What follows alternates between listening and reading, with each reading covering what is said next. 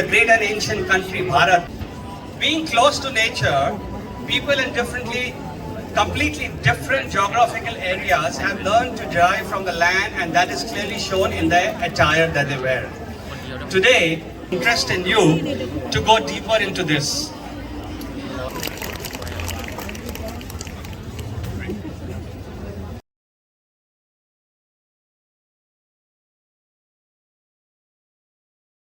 By Deepali Nair, she is wearing the Kalamkari art sari, block printed work on cotton. Kalam means pen and kari means craftsmanship.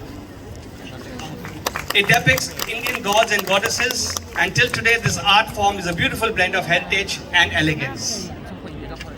Next is Arunachal Pradesh. It's in the northeast of India. She's represented by Radha Singh. Among the traditional dresses of Arunachal Pradesh include wraps, skirts and shawls. Jewelry made from beads, colored bird feathers, silver are worn by the tribal women. A line of diversity when it comes to clothing and jewelry. It's very close to Thailand on the India-Myanmar-Thailand expressway. Next is Assam, also from the Far East. You must have known it for the tea. But Assam is represented by Kritika Kannan. Most of the women wear a traditional costume, muga, or mekhala chadar. It's made of silk fiber and is very famous for its design and style. The designs are beautiful and use eri for shawls and pat for mekhala chadar. Next is Bihar. Bihar represented by Neharaj Gangrade. Bihar women are very eager to preserve their folk traditional costume. There are several traditional styles of painting practices of Bihar. One is the Mithila painting, which is very famous. Mithila painting is also called as Madhubani or art, Madhubani or Chhat art. Next is Chhattisgarh, represented by Shweta Shah. Kachora is a typical manner in which the tribal women from Chhattisgarh wear sari made from cotton, silk and linen in bright and vibrant colors, as you can see. If you have sunglasses, you can please put them on now. Next is Goa, represented by Payal Jain. It's a small state on the western coast of India, and the culture of Goan people blends with the Portuguese and Indian culture. Goans are born music lovers and friendly and full of energy. The holiday spirit of Goa is reflected in their dress. Hats, as you can see, complete the ensemble. Gujarat, the colorful Gujarat, represented by Sneha Mukherjee. Vivid in style and bright in colors, chaniya choli and odni is the ethnic Gujarati costume. Women wear colorful cholis and a colorful or monochrome chaniya, which is a type of a skirt. Mirror and embroidery work takes prominent place. Dazzling, isn't it? Next is Haryana, represented by Sukhada Gosalkar. Haryana women mostly wear ghagra and skirt along with an odni. Shirts are always long sleeve and come up to the waist. A ghagra is known as daman in Haryana. It's long and heavily embroidered skirt. Odni is an elongated piece of cloth which they put on the head. Himachal Pradesh, represented by Neha Tripathi. The dress reflects the culture and honor their diversity. The women wear long dress from neck to the feet.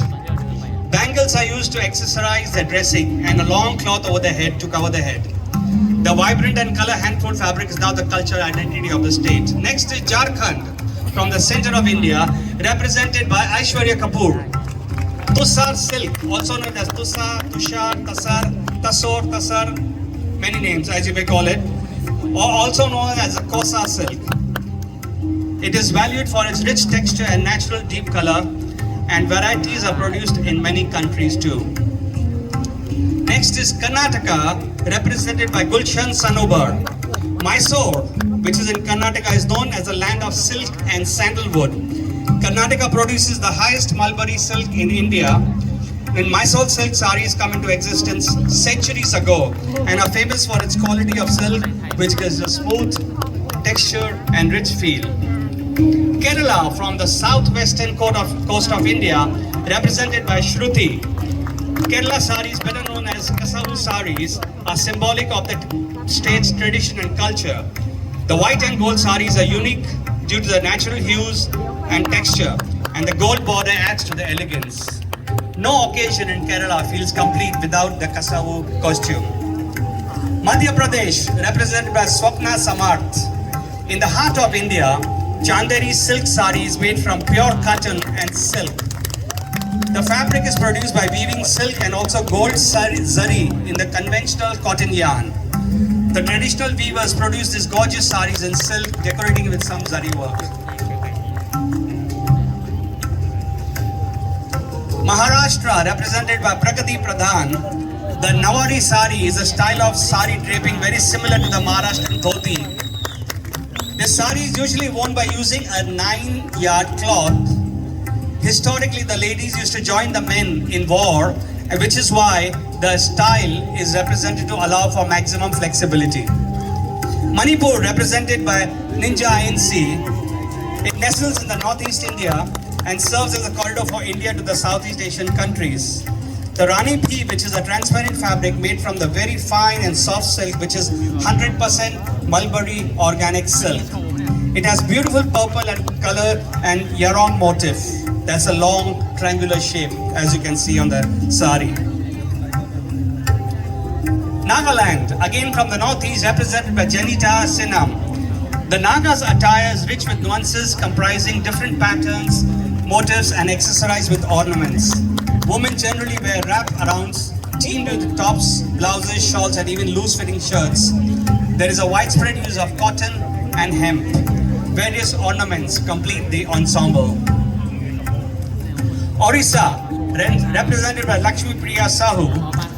She is wearing a pata sari, unique for its thick silk and special texture. Orissa, famous for the world-famous Jagannath temple and the longest golden beach. It's a confluence of the Aryan, Dravidian and the Adivasi cultures.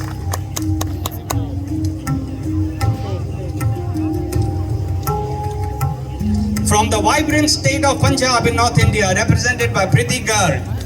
It's a land of colors and a lot of dance, as the stage has witnessed in the last few days.